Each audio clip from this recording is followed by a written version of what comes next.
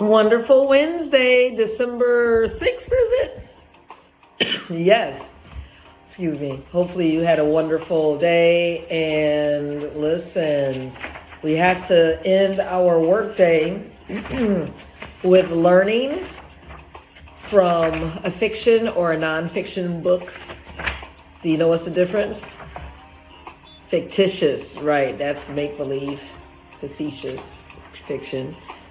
Whereas nonfiction is truthful. And what we have been reading and learning about Ghana has been the truth, the whole truth, and nothing but the truth. The good, the bad, the ugly. And we know some of the ugly was, the lineage, the history of slavery. But we're going to read about, first president. I said how I had mugs, souvenirs, and I happened to be in a place,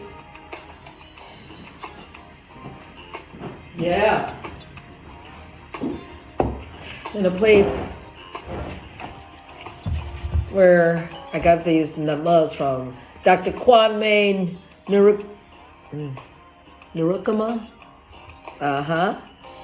We visited this place when we were in Ghana, the Big Six.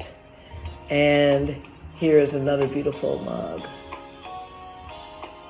with beautiful symbols that represent our heritage, Ghana. All right, let's dig in. Please forgive me as far as perhaps mispronouncing his name. KwameNkrumah.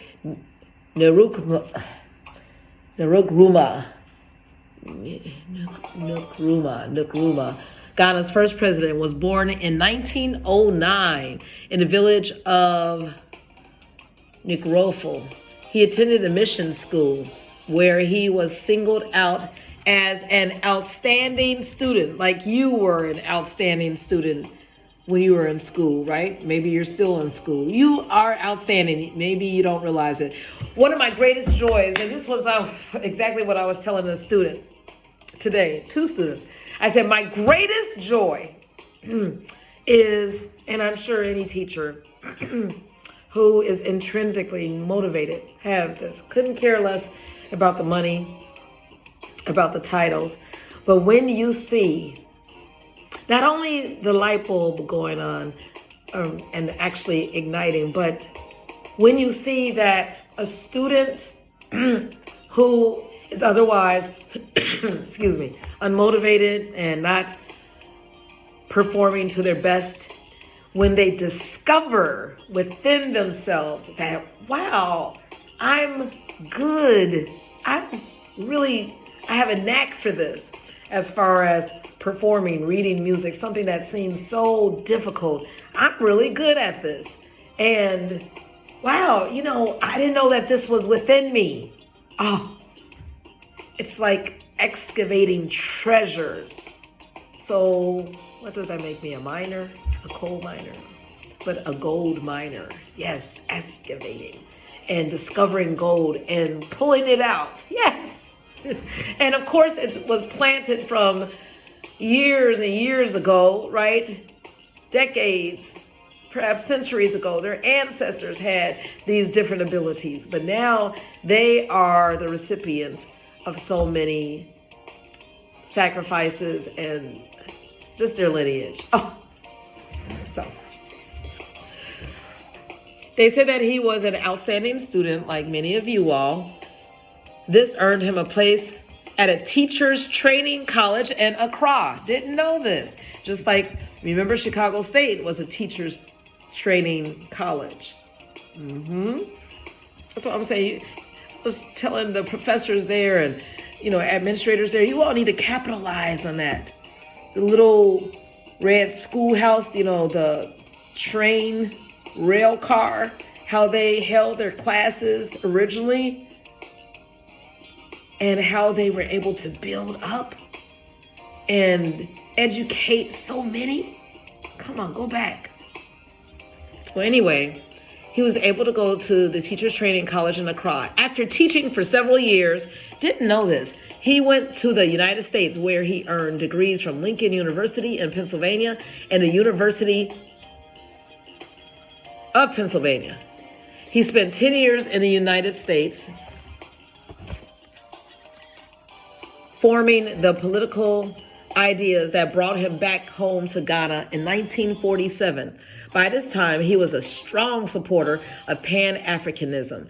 It was a movement that encouraged Africans to unify to achieve their goals. When he founded the Convention People's Party in 1949, his goals were to achieve independence and democracy for the Gold Coast and to help others in West Africa achieve independence. This is why he was a big deal, and he is to this day. Nkrumah became Ghana's first president in 1957, and he soon forced his views and policies on the nation. By 1966, Ghanaians were angry at his rule, and the army took over the government while Nkrumah was away. He lived the rest of his life in the West African country of Guinea, where he died in 1972. You know, there used to be a school, I believe it was a charter school, named in his honor. One of my friends, their relatives, his relatives, well, his one relative, served as a principal down the street, yes. And it was named in his honor. It used to be on 95th and Cottage Grove.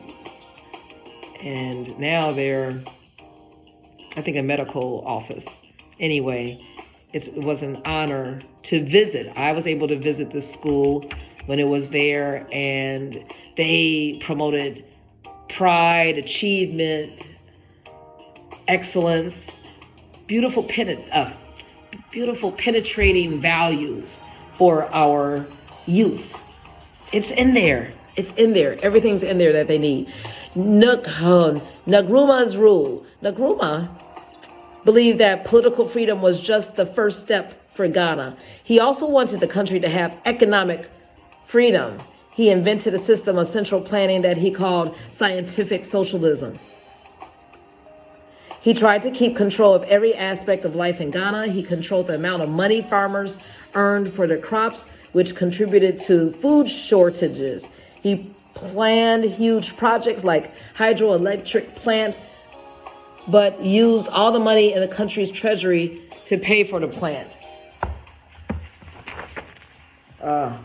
Nkrumah also took tremendous power for himself. He changed the constitution so that only his followers would be in charge of government departments. He manipulated elections to be sure they would be decided in his favor. Afterward, he declared that he was backed by the will of the people. He had opponents jailed. One important opposition leader, Kofi Abrefa-Busha, fled to London when Nkrumah declared Buja's United Party to be illegal. And after Nkrumah was forced from power, some Ghanaians knocked over a large statue of him that had stood in front of Accra's Central Police headquarters. So he started out great and then lost focus. When Nkrumah had gained power, he declared himself president for life. He made himself the symbol of the country. His picture appeared on everything from women's dresses to the nation's coins. At the same time, the government established a network of spies. People could not say anything about him negative without facing arrest. During his rule, he weakened the power of the traditional chiefs and removed some of them from power. This broke a tradition that stretched back 1,000 years. Although Ghana had a strong economy based on its exports of gold and cacao, Nkrumah spent money extravagantly on the Akosombo Dam, aluminum production, and other projects. Overspending combined with corruption and low prices for the country's resources used up the country's cash reserves. He was forced to borrow money to pay for basic goods. Not good. Started out well. Nkrumah knew that the country's only university at Legon near Accra could not admit all the students who wanted a college education, but the country needed educated people. He began a major plan to upgrade existing schools into universities and to build new schools, including the University of Cape Coast. Despite such positive steps, many people opposed his rule. On February 24, 1966, while he was out of the country, the Ghanaian military overthrew his government. Barely 9 years after he led the country to independence, he fled Ghana, leaving behind shattered hopes and an economy in ruins. Yeah, started out well, but then lost focus. Listen, let's help others do well so that they'll be able to finish strong, right? And accomplish their goals for the reason why we're all here, right? So that was inspiring. You know, it's important for us just to stay focused on what we need to do, have tenacity, have resilience, and help others. All right, have a great evening.